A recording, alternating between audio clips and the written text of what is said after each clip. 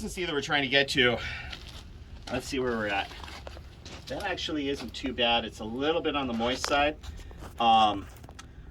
Look, whenever you're working with concrete, I like to have smooth hands, and I'm a big fan of gloves. This is almost perfect. I'm just gonna add just a little bit more inside here. You guys are gonna see the difference. Here, check this out, come up really close.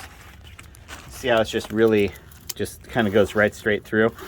That's gonna be a little bit of a mess. It's gonna be hard to get it to stick and get it, and it's not gonna work really well on the wall. So we just need to get it just a little bit thicker than that.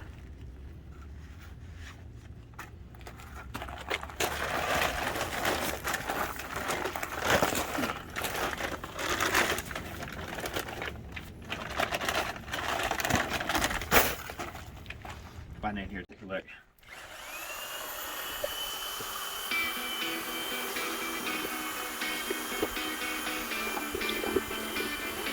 Let's hold it on. So, I'll tell you that adding a little bit of extra water for the issue is going to be a lot easier than working with the stuff in the heat.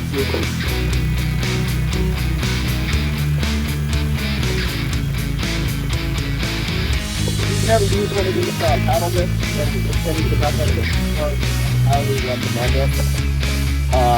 Basic drill, Home Depot, 50, 60 bucks.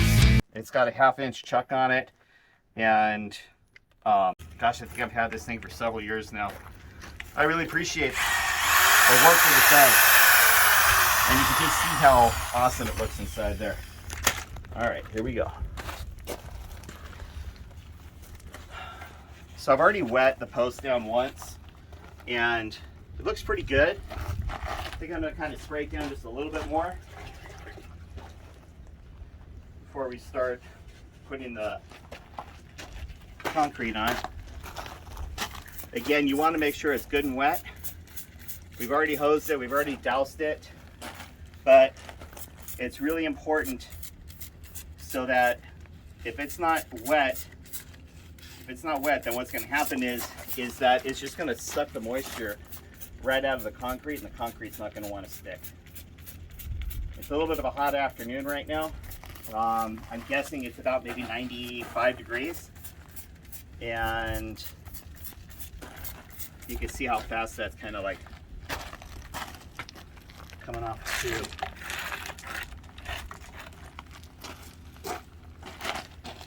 This is my favorite pattern that I like to start off with.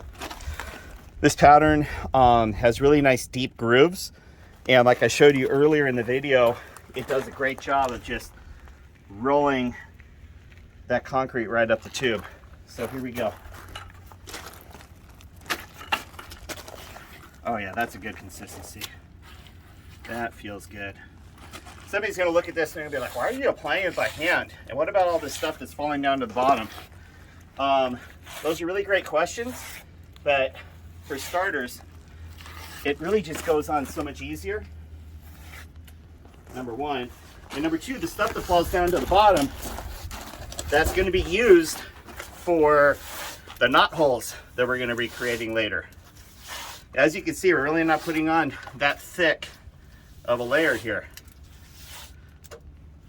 And I do like to work in layers. I've found that working in layers up the tube does a really great job in holding up subsequent layers, number one, but also it does a really good job in giving the appearance of several layers of bark.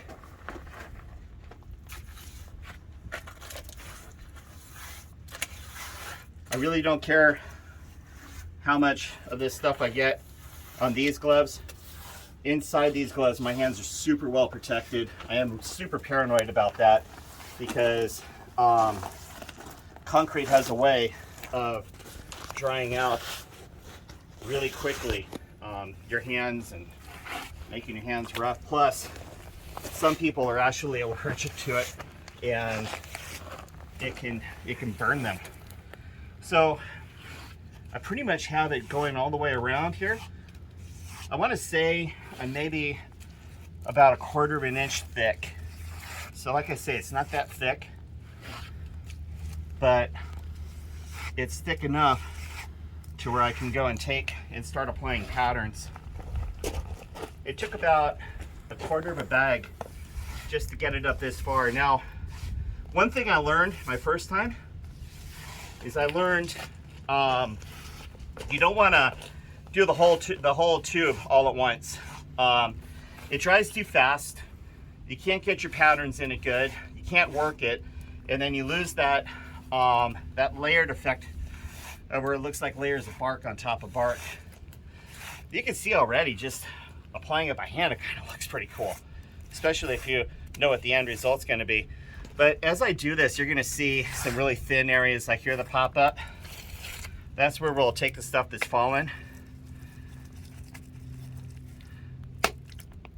get it up there. And those clumps, as they kind of harden up, that's going to be where we'll have a knot hole. Not sticking well there. Let's work him up a little bit. That's going to make a nice knot hole right there. All right, let's check out the stamp. So, starters, I'm just kind of bringing that up the tube. As you can see, it kind of pulled away a little bit over here. I did that on purpose because you really want to have this good and wet. The water, when you have it good and wet, is going to keep this from dragging and pulling off. So let me go get the water bucket. Be right back.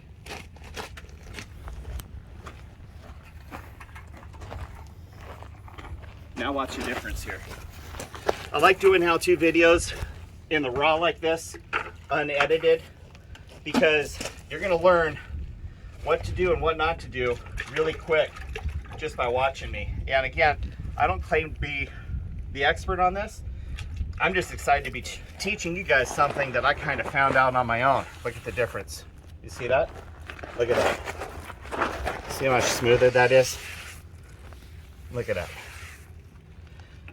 And the idea is just to get your first coat on, and that gets kind of screeded up there. I think it looks pretty cool already.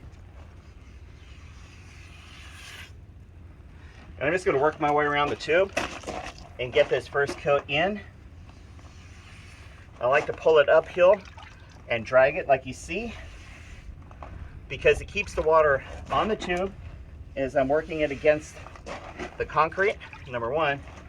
And number two, kind of keeps things from falling a little bit. Try not to go so linear. Maybe put a little bit of a squiggle in it as you go up. Like you can do like just weird little lines like I just did right there. And don't be worried if you have an area like I showed you earlier where I didn't put enough water on it. You can always go right back and you can always hit that again. The other thing is that a part of the finishing touch is going to be to use a paintbrush to smooth down all these lines, and I'll show you that in just a second. Let's take a look at that knot. So there's two different patterns that we can use in this kit. This one here is going to make it look like a tree trunk broke off.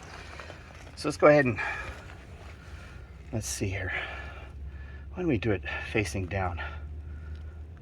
We'll just push that in.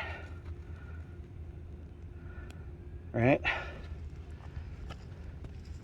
Gently peel that away. Boom. Now we have that. And I'm going to take this one over here. You can see this pattern here. This is going to look pretty cool. And this, I'm just going to mash in there. I'm just going to kind of push it in. Not enough concrete. Let's give it some more.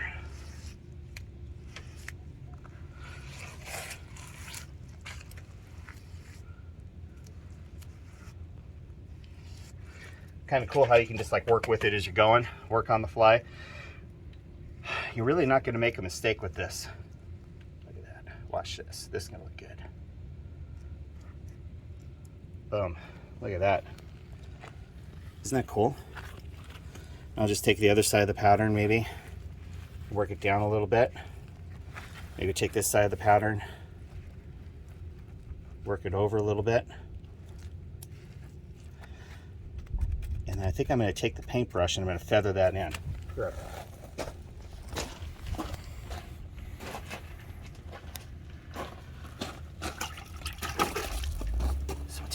brush here. We'll feather that in. I feel like that one dude from back in the 70s, the painter dude with the big hair. I can't remember what his name is right now. Bob Ross. What's his name? Bob Ross. Bob Ross, that's the guy. And I like to kind of give it really a nice wet. I'm not wiping it down too much, but I am kind of trying to knock down some of the sand. And you can see how fast that went. And like right now, it's already got a pretty good look to it. And if you don't like a spot, come back at it, hit it some more. So I'm probably going to do a second layer here in the middle and a top layer on top. And as I get above the water line, which is really about from here up to the top, that's where we're really going to start getting creative with a lot of these knots and stuff like that. But I'm hoping that you like this video. I'm hoping that you like the techniques of this. And wow, this is new to me. Like I said in the beginning of the video, if you are a concrete guy and if you're watching me and if you're just groaning and going, there's a better way or whatever, you should be doing this or should be doing that, put your comments down below. Hold me accountable. Tell me what I should be doing, what I shouldn't be doing.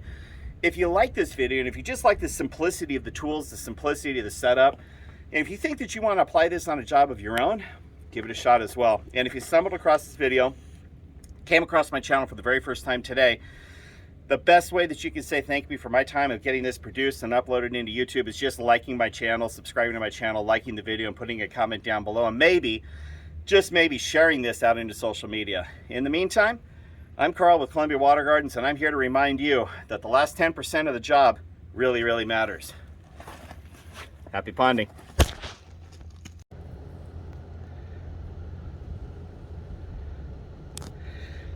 So you can see Aaron over there putting some finishing touches on that tube that we just started, but you can see that we have quite a few more tubes left to do. We're going to go ahead and get those done next week.